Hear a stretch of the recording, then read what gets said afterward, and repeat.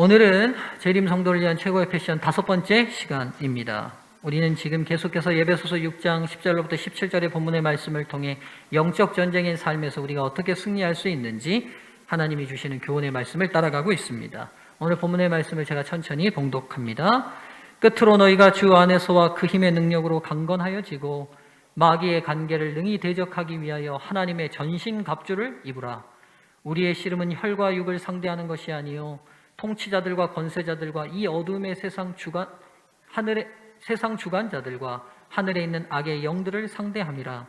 그러므로 하나님의 전신갑주를 취하라. 이는 악한 날에 너희가 능히 대적하고 모든 일을 행한 후에 서기 위함이라. 그런즉 서서 진리로 너희 허리띠를 띠고 의의 호심경을 붙이고 평안의 복음이 준비한 것으로 신을 신고 모든 것 위에 믿음의 방패를 가지고 이로써 능히 악한 자의 모든 불화살을 소멸하고 구원의 투구와 성령의 검 곧 하나님의 말씀을 가지라. 아멘. 우리가 계속해서 예레미야 12장 5절의 말씀을 제가 봉독하고 있습니다. 만일 내가 보행자와 함께 달려도 피곤하면 어찌 능히 말과 경주하겠느냐. 내가 평안한 땅에서는 무사하려니와 요단 강물이 넘칠 때에는 어찌하겠느냐. 주님께서는 저희가 하나님의 군인으로 훈련되기를 기대하시고 소망하십니다. 사도 바울 또한 우리의 영적 전쟁에서 승리하게 하기 위해 계속적으로 다시 반복하지만 당시의 최고 군인이었던 로마 군인들의 군장을 하나하나 영적으로 비유하며 설명하고 있습니다. 다시 한번 복습하죠. 로마 군인들이 띠었던 띠를 통해서 진리의 허리띠를 띠라고 권면하시고 의의 흉배, 의의 호심경, 즉 심장과 장기를 보관하는 의의 호심경을 붙이라고 말하고 평안의 복음이 준비한 신을 신으라고 얘기하고 믿음의 방패를 가지라고 말하고 구원의 투구 그리고 성령의 검, 이 6가지를 말씀하고 계십니다.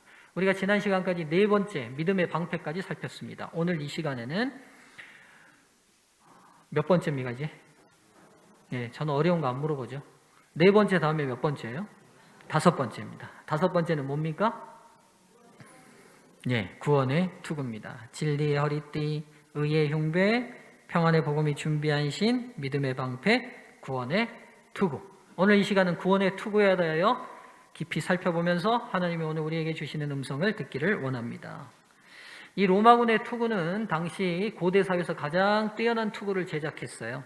다른 나라들이 천이나 혹은 동물의 뼈를 뒤집었을 때 로마인들은 턱끈과 복면을 갖추고 목 뒤와 옆가지를 완전히 보호하고 발전된 이 형태의 투구를 사용했습니다.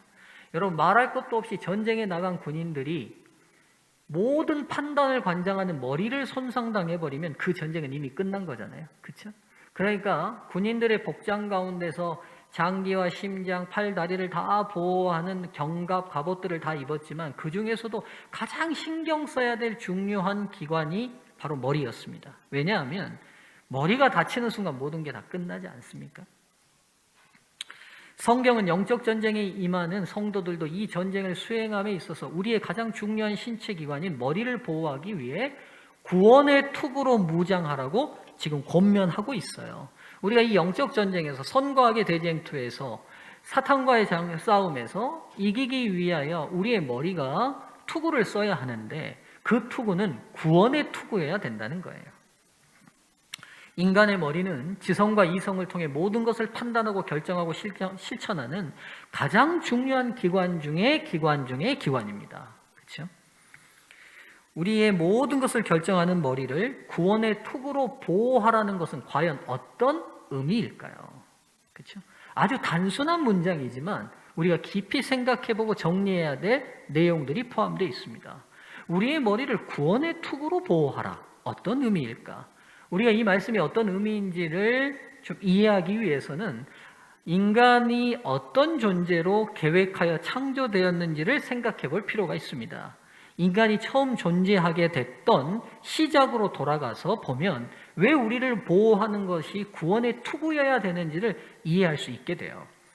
에덴으로 다시 돌아가 보죠. 아담과 하와는 아주 완벽한 존재로 창조되었습니다. 제가 근데 이 창조 뒤에다가 물음표를 붙였어요. 완벽한 존재로 창조되었어요. 근데 여러분, 하나님께서 우리 인간에게 계획하신 완전과 완벽을 한번 생각해 볼 필요가 있어요.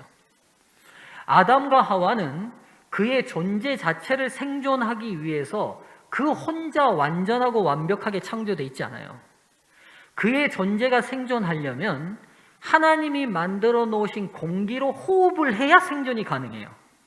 그가 생존을 하려면 정기적으로 수분이 공급돼야 물을 마셔야 살 수 있어요.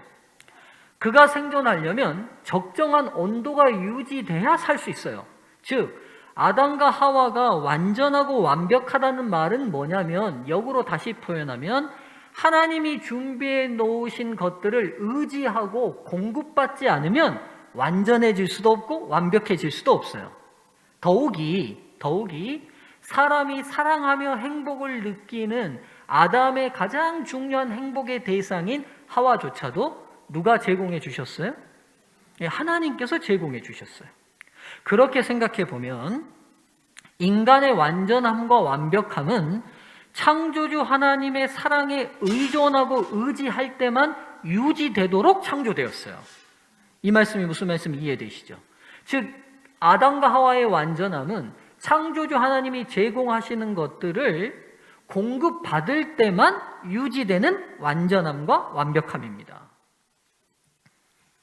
그래서 인간이 모든 상황을 판단하고 결정하는 우리의 지성과 이성이 이 사실을 인정하고 그 사랑을 누릴 때에만 인간의 행복과 생존이 유지되는 거예요. 뭐 이렇게 말할 수 있어요. 나는 완벽하니까 숨 안 쉬고 살 수 있어. 그럼 그 순간 어떻게 돼요? 죽는 거예요, 뭐. 그렇죠? 하나님이 제공하시는 공기가 오늘 내 생존과 연결되어 있다는 지성적이고 이성적인 판단을 하고 있느냐 안 하느냐가 중요하다는 거예요. 이해되시죠? 자, 이런 인간에게 사탄이 시험했던 그 첫 번째 유혹의 말들을 우리가 좀 깊이 생각해 볼 필요가 있어요. 사탄이 인간에게 적극해서 유혹합니다. 뭐라고 하냐면, 이 유혹을 할 때 사탄이 이 선악을 알게 하는 나무의 열매를 먹으면 너희 눈이 어떻게 되겠다? 밝아진대요. 그 다음요. 그래서 누구처럼 된대요? 하나님처럼 된대요. 이 말에 하와가 이 유혹에 넘어갔어요. 그렇죠? 그러니까 우리가 선악과를 생각할 때 단순히 과일 하나를 먹고 싶은 식욕에서 시작된 맛있을 것 같아서 먹고 싶은, 배가 고파서 먹는 그런 의미가 아니죠. 그렇죠? 이 유혹의 말들을 들으면, 이 과일을 먹으면 하나님처럼 된다는 말을 듣고 먹은 거예요. 그럼 여러분, 하나님과 같이 되어라는 이 사탄의 유혹을 좀 풀어서 생각해 보자고요. 이 말이 무슨 말인가? 여러 각도로 생각해 볼 수 있는데, 하나님이시라는 말씀은 뭐냐면, 하나님은 어떤 다른 존재로부터 그의 생존 자체를 의지하실 필요가 없는 자존자세요. 하나님은 그래서 자존자라고 그러세요. 자존자. 스스로 존재가 가능하신 분이에요. 이 말은 뭐냐? 누구로부터 그의 생존 자체를 위해 공기를 공급받거나 수분을 공급받거나 먹는 음식을 공급받을 필요가 전혀 없어요. 그분은 그분 자체가 생존이 가능하신 분이에요. 그래서 그분이 하나님이신 거예요. 이해되시죠? 그렇다면 아담 하와가 하나님처럼 되고 싶어서 먹었다는 말은 뭐냐? 이 말 속에는 이런 의미들이 함축적으로 들어갈 수 있을 거예요. 너희가 얼마나 똑똑한 존재인데, 너희의 지성이 얼마나 탁월한데, 너희 눈에 보이는 저 많은 동물들도 너희 명령에 순종하고 복종하잖아. 저 큰 코끼리도 너희들 말에 순종하고, 저 큰 고래도 너희들이 얼마든지 마음대로 요리할 수 있잖아. 너희의 탁월함을 능가할 어떤 존재도 이 지구상에서는 없어. 잘 생각해봐. 너희가 얼마나 대단한 존재인가. 그렇다면 굳이 하나님께 의존할 필요 있어? 없잖아. 너희가 하나님 말씀 들어야 될 이유 있어? 없잖아. 너희 지성을, 너희 이성을 능가할 존재가 없는데 너희 자신을 믿고 너희 머리로 생각하고 판단하고 결정해. 그게 가장 탁월한 선택이야. 스스로 하나님처럼. 이해되시죠? 그렇죠? 자, 보세요. 즉 아담과 하와의 사고 속에 그들의 행복과 완전함은 하나님이 공급해 주시는 것들로부터 유지된다라는 아주 기본적이고 원초적인 사고를 배제시켜 버리고 네 스스로, 네 판단으로, 네 지성으로, 네 이성으로 모든 걸 결정하고 독립해. 지금 이 말이죠. 사람 자체는 하나님의 사랑 안에서 그분을 창조주로 예배하고 아버지로 사랑하며 그분이 주시는 모든 것이 은혜임을 깨닫고 받아들일 때, 즉 우리의 판단을 주관하는 우리 머리가 이 사실을 온전히 인정하고 수용하는 사고로 본질적으로 가동될 때 우리의 행복과 생명은 안전할 수 있었던 것입니다. 무슨 말인지 이해되시죠? 지금 물이 있어요. 이 물을 제가 이렇게 마실 때 우리의 사고의 기본 패턴이 이 물 자체를 제가 만들었어요, 못 만들었어요? 그렇죠? 내가 오늘 이거 안 먹으면 죽는 이 물이 오늘 나로부터 공급된 게 아니라 하나님이라는 자존자께서 사랑으로 나의 생존을 위하여 주신 공급체계라는 사실을 인정하는 지성과 이성의 판단을 가질 때에 우리 우리 안전할 수 있다는 거죠. 이 근본적이고 객관적인 사고의 보호막이 깨어지고 우리의 판단력이 하나님의 사랑 안에 의존하고 의지되어 있다는 사실을 거부하고 스스로 하나님의 존재 없이 자신이 자신의 하나님이 되어 모든 판단을 주관하려는 생각으로 변질되었을 때 죄가 시작되고 인간의 죽음과 불행의 문이 열리게 되었습니다. 한 아이가 부모의 존재 자체를 완전히 거부해 버릴 때 생길 수 있는 모든 문제가 바로 인류의 첫 시작에서 시작된 거죠. 인류 최초의 조상을 이렇게 공격하여 승리한 사탄의 공격은 이 시대 저희에게 더욱 강력한 공격을 감행합니다. 우리의 지성과 이성의 기관인 머리에서 하나님을 절대적으로 의존하려는 구원의 투구를 이렇게 벗겨내기만 하면 사탄은 얼마든지 승리할 수 있기 때문이에요. 이해되시죠? 자, 그러면 우리의 삶을 좀 비춰봅시다. 사탄은 계속적으로 저희 스스로가 얼마나 탁월한 존재이며 얼마나 대단한 존재를 계속 부각해요. 즉, 하나님 없어도 너희들은 얼마든지 탁월한 존재야 라는 의식으로 우리를 계속 띄운다는 말이에요. 우리가 아니에요. 내 생존과 내 행복은 절대적으로 하나님의 사랑이 공급해 주시는 은혜 속에서만 가능해요라는 이 근본적 구원이 필요합니다라는 이 투구를 벗겨내버리기만 한다면 인간은 얼마든지 무너질 수 있어요. 그러니까 사단이 이 사실을 벗겨내게 하기 위해서는 어떻게 되느냐? 나 이까짓 거 안 써도 괜찮아 라고 하려면 나는 하나님의 의존 없이도 얼마든지 탁월한 존재야, 얼마든지 지성적 존재야, 얼마든지 이성적 존재야, 얼마든지 성공할 수 있어 라고 우리 스스로를 계속 한 존재로 생각하게 만들면 돼요. 아무것도 없는 집에서, 여러분 이런 생각 가지고 계신 분들이 있을 수 있어요. 이 자리에 아무것도 없는 집에서 태어나 맨손 맨몸으로 네 머리 하나 믿고 성공하지 않았는가? 너 정말 대단하다. 자수성가한 사람들, 이런 의식들이 있어요. 우리 아버지 어머니 아무것도 숟가락 몽댕이 하나 물려주시지 않았어요. 근데 제가 오늘 이렇게까지 했습니다. 제 손발 하나 믿고. 그 말은 뒤에 숨어있는 말이 있어요. 저 얼마나 대단한 사람이에요. 그렇죠? 당신을 믿어라. 사단이 이렇게 얘기할 수 있어요. 너 그렇게 공부해서 성공한 거 아니냐. 정말 대단하다. 그때 그렇게 분석하고 선택해서 너 사업 성공한 거잖아. 정말 장하다. 잘했다. 그때 모든 사람들이 이 사업 안 된다고 할 때 네 머리로 생각하고 판단해서 이거 선택해가지고 너 성공했잖아. 네 진짜 대단한 사람이야. 너의 지성으로, 너의 이성으로, 너의 의지로 여기까지 이렇게 왔는데 누구를 의지하고 누구에게 의존한단 말이야? 이게 현대인들의 의식 속에 자리 깔려 있는 구원의 투구가 벗겨져 있는 상황인 것 같아요. 여러분, 근데 여기서 우리가 함께 하나님이 주신 거룩한 이성으로 한번 아주 객관적으로 우리 인생을 생각해 보자고요. 이렇게 해서 객관적으로 우리가 의존하지 않으면 생존 자체도 불가능한 존재라는 사실 자체를 부인하게 합니다. 무슨 말인지 이해되시죠? 즉 근본적으로 하나님의 사랑으로 공급된 모든 것에 의존하지 않으면 살 수 없는, 곧 구원이 필요한 존재라는 사실을 우리의 모든 사고 판단의 기초에서 제거해 버리려고 해요. 즉 구원이 필요한 존재라는 사실의 그 투구를 벗겨버리려고 하는 거죠. 그런데 과연 객관적으로 생각해 보죠. 여러분, 사람이 그렇게 대단해요? 영하로 떨어져서 1시간만 나가 있어도 얼어 죽는 게 사람이에요.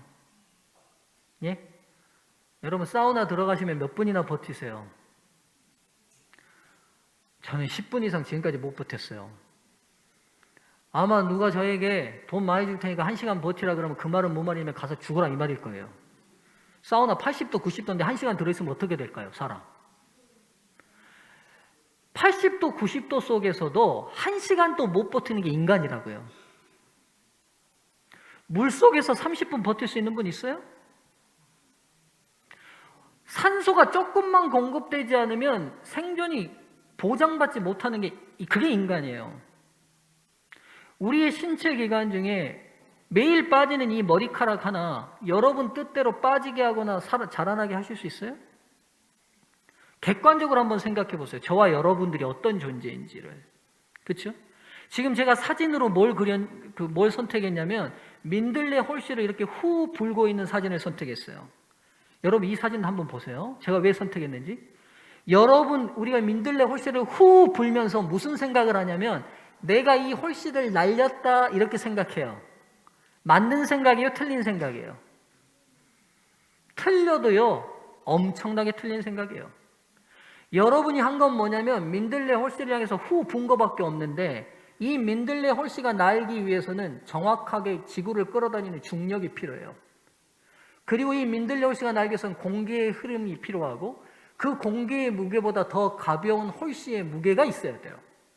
즉 민들레 홀씨를 여러분이 후 불었다고 생각해서 날렸다고 생각하지만 그 민들레 홀씨가 날아가기 위해서는 여러분이 분 거 외에도 그게 날 수 있는 모든 환경을 제공하는 누군가가 있어야 돼요. 그런데 인간이 얼마나 우습냐면 내가 다 한 것처럼 착각해요. 우리 승유가 자주 하는 말이 내 돈 이 말이에요. 우리 승유를 향해서 우리 집사님들이나 장로님들이 용돈을 주실 때 이제 승유만 지갑이 있는데 내 돈으로 살게 막 이렇게 그 장난감 같은 거 살 때 내 돈으로 살게 그러면 제가 그 소리 들을 때마다 웃겨요. 제가 뭐라고 얘기하냐면 승유한테 네 돈 네가 내 아들이어서 받은 돈이야. 내가 이렇게 말해요. 제 말이 맞아요? 틀려요? 우리 하정순 집사님 이발하러 갈 때마다 참 우리 승유는 그래서 우리 하정순 집사님 집 가기를 좋아합니다. 이발하러 가기를. 아빠 이발을 어느 날은 시간이 안 돼서 승유야 장로님 집사님 손도 다치고 그랬으니까 이게 앞에 미용실에서 자르자 그러니까 집사님 나올 때까지만 좀 참자 그랬더니만 안 된대. 가야 된대. 제가 보니까 지구 끝날까지 돈의 힘은 없어지지 않습니다. 제가 보니까. 근데 이제 우리 수유가 그렇게 집사님께서 이발도 해주시고 돈값 매일 용돈도 주시는데 지가 그 용돈을 왜 받냐는 거예요. 누구 아들이어서 받아요? 제 아들이어서 받는 거예요. 우리 하집사님이 인격이 아주 좋으신 분이긴 하지만 승유가 지나가는 애기라면 주시겠냐고요. 같은 교회 담임 목사 아들이니까 이뻐서 주시는 거잖아요. 그렇죠? 여러분 이걸 아이에게만 적용하지 마시고 우리의 삶에 한번 다 적용해 보시자고요. 우리가 오늘 내 힘으로 했다, 내가 했어, 이건 내가 이룬 거야 라고 가만 생각해 보면 진짜 여러분들 객관적으로 생각해 보면 그게 여러분이 이루신 일이에요. 여러분들이 음식 맛있게 차려놓고 남편한테 말할 수 있어요. 여보 맛있지? 나 잘했지? 여러분 이렇게 말하면 안 돼요. 여보 하나님이 제공하신 재료에 제가 손만 조금 더 했어요. 이렇게 말해야 맞아요. 근데 눈치 없는 우리 집사님들은 막 막 나한테 뭐 해주면서 목사님 마시죠 막 그래요. 이 누가 했어요? 제가 했어요. 제가 속으로 그러죠. 집사님, 하나님 다 제공하신 것에 집사님이 조금 이렇게 감히 하신 거잖아요. 오늘 지금 제가 설교를 합니다. 제가 하나요? 여러분 아니에요. 하나님이 주신 모든 것을 제가 그 일부의 어느 영역을 담당했을 뿐이에요. 그렇다면 여러분 객관적으로 우리의 지성과 이성의 판단이 이 전체 속에서 판단돼야 되지 않냐는 거예요.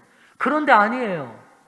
구원의 투구가 벗겨졌다는 말은 뭐냐면 이 전체적 시각이 제거된 채 오직 내 지성과 이성과 의지와 능력으로 했다는 엄청난 착각 속에 인간들을 빠뜨려요.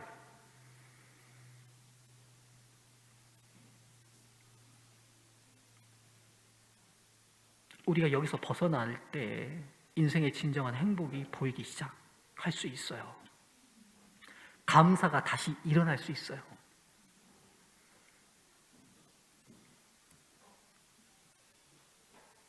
생명 유지를 위해 상황과 조건이 조금만 흐트러져도 살 수 없는 연약한 존재가 바로 저와 여러분이에요.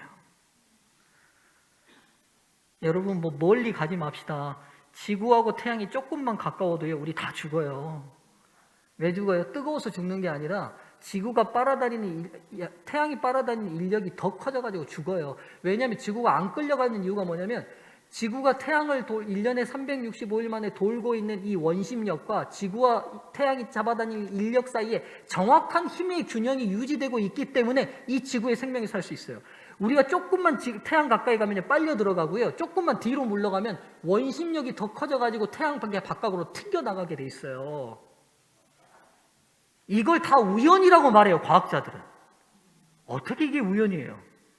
정확한 힘의 균형, 이 거대한 지구와 태양이 정확한 힘의 균형과 정확한 운동의 원리로 완전히 이 우주 공간 속에 떠 있어서 우리의 모든 생존 환경을 주관하고 있는데 조그마한 시계 하나도 누가 만들었지 그게 어떻게 우연히 생겨요. 그런데 이 거대한 우주가, 이 거대한 지구가 정확한 운동 에너지로 인간의 생존 조건을 만들어내는데 어떻게 이성적으로 지성적으로 생각해보면 그게 그냥 우연이에요. 지성적 존재가 계획하신 거죠. 나아가 필경 죽어 없어집니다. 저희는 절대적으로 그래서 구원이 필요한 존재예요. 절대적인 제공자의 은혜가 필요한 존재예요. 이 사실을 사고와 판단력의 기본 전제로 삼고 지성과 이성을 활용해야 돼요. 만유인력을 발견한 뉴턴이 자기가 지금까지 발견한 모든 과학의 지식은 거대한 대양 속에 하나의 조개를 집어낸 것에 불과하다라고 말했던 겸손함이 필요한 거예요. 우리의 창조주 아버지가 우리에게 절대적으로 필요한 존재라는 사실을 인정하고 그분이 주신 구원이 없이는 우리의 삶은 무의미하다는 사실로 우리의 지성과 이성이 무장되어야 합니다. 이것이 바로 구원의 투구를 쓴다는 의미입니다. 이런 구원의 투구로 무장되지 않았던 시대를 기록하여 모은 책이 바로 사사기입니다. 사사기 가만 생각해 보세요.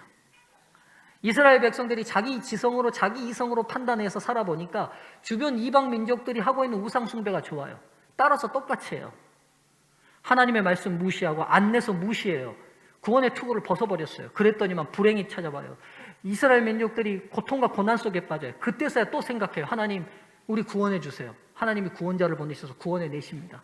그러나 얼마 지나지 않아서 다시 그들의 판단으로 다시 지성으로 우상 숭배를 또 따라가요.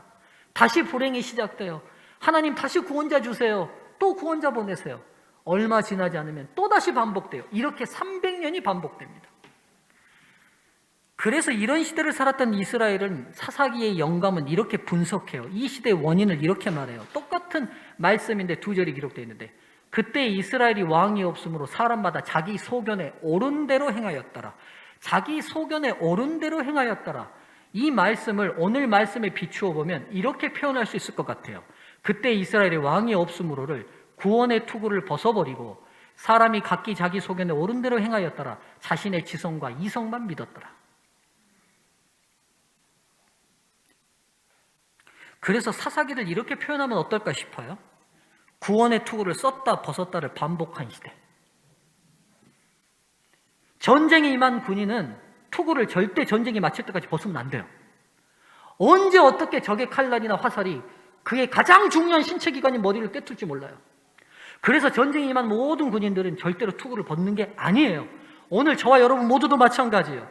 어느 한순간에도 우리는 절대적으로 하나님의 지지와 의지와 공급 없이는 살 수 없다는 구원의 투구를 벗어버리는 순간 우리의 지성과 이성을 통해 우리는 자고하게 되고 망하게 되는 길로 들어가요. 모든 성경의 역사에 믿음에 위대했던 모든 분들이 쓰러졌던 그 지점들을 살펴보면 그들이 스스로 그들의 지성과 이성만을 믿었던 시기였어요. 대표적인 사람이 솔로몬이겠죠. 사랑하는 성도님들이시여, 우리에게 주어진 아름다운 구원의 투구를 어느 순간에도 벗지 않게 되기를 주의 이름으로 축원합니다.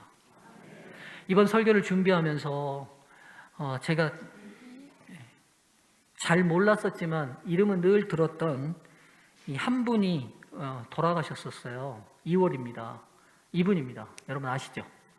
2022년 2월 26일 이어령 박사가 89세로 별세하셨습니다. 이어령 박사를 수식하는 굉장히 많은 말들이 있어요. 근데 이어령 박사를 보통 뭐라고 하냐면 시대의 지성이라고 표현해요. 저는 그 학자나 박사들이 받을 수 있는 최고의 칭호가 아닐까 몰라요. 여러분, 한국에 얼마나 많은 박사가 있고 얼마나 많은 똑똑한 인문학자들이 있어요. 그런데 한 시대를 대표하는 최고의 지성이라는 호칭을 얻었으니 이 사람은 당대 자기의 삶에서 최고의 영예를 얻은 거 아니에요? 그렇죠? 이어령 박사가 어떤 분이신지 그를 평해놓은 어느 책에서 그를 이렇게 평해놨더라고요. 이어령은 문학평론가라는 직함에 가둘 수 없는 인물이다. 원래 그가 문단에 오를 때 문학평론으로 올랐거든요. 23살 때요. 23살 때 저는 뭐 했을까요? 군대에 있었군요.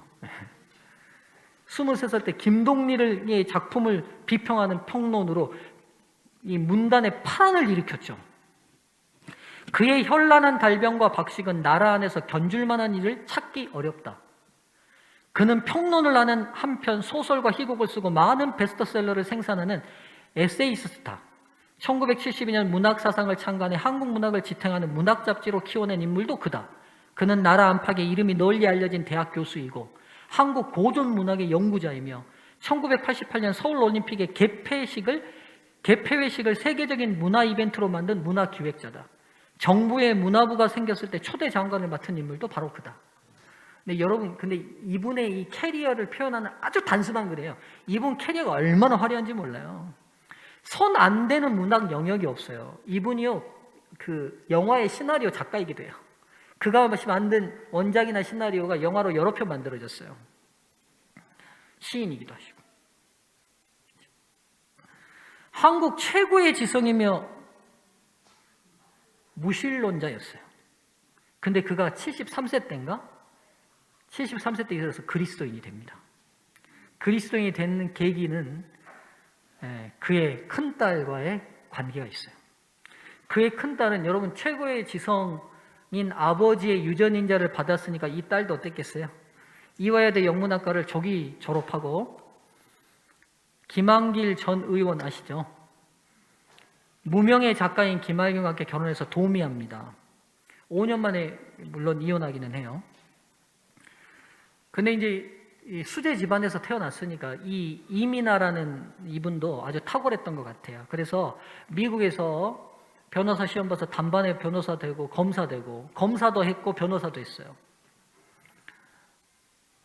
아주 잘 나갔죠. 근데 그에게 5년 만에 이혼하게 된 다음에 다시 재혼해서 아이를 낳았는데 그 중에 한 아이가 아주 심한 자폐아를 앓게 됐어요. 자폐증. 그리고 본인에게도 암이 찾아왔어요. 그러면서 이 탁월하고 능력이 있었던 한 사람이 인생의 절대적인 벽을 느꼈던 것 같아요. 그리고는 그가 하나님을 믿게 됩니다. 그런데 그의 시련이 거기서 끝나지 않아요.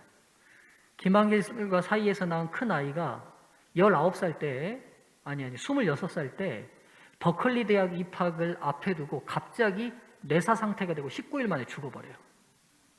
큰아이가. 그리고 본인 암이 또 재발돼요. 그리고 두 번째 결혼도 또 실패해요. 가장 탁월한 아버지와 어머니의 유전인자를 물려받아 공부하고 머리로서는 대한민국에서 추종을 불허할 할 여인이 인생에서 해결되지 않는 절대적인 벽 앞에서 허덕이게 돼요. 그리고 그가 드디어 인간의 지성과 인간의 머리로 해결되지 않는 절대적인 구원자의 힘이 필요하다는 사실을 깨닫고 그리스도인이 되고 후에는 목사가 됩니다. 이미나 목사님이세요. 그리고는 마약범에 빠져있는 청소년들을 구제하는 일에 그의 삶을 전적으로 바쳐요. 그리고 이 딸이 한국 최고의 지성인 아버지를 향해 아버지 하나님 믿으라고 간곡히 기도하고 호소해요. 그러다가 이 이미나 목사에게 무슨 일이 벌어졌냐면 망막박리라는 병이 와버렸어요.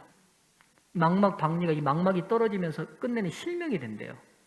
그래서 딸의 시력이 점점 감소되니까 이어령 교수가 부인과 함께 이 딸이 사는 하와이로 갔는데 어느 일요일에 아버지 저랑 같이 교회 좀 가시자고 하니까 내 딸이 원하는 일이니까 하마 하고 이제 그 하와이 조그마한 교회로 갔어요.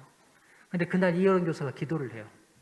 하나님 살아 계시다면 우리 딸에게 빛을 거두어가지 마셔라 주십시오. 그러면 제 기도를 응답해 주시면 제가 남은 생애를 하나님의 자녀로 살겠습니다. 그리고 딸을 데리고 한국으로 와서 한국 안과 의사들한테 보였더니만 망막박리가 아니에요.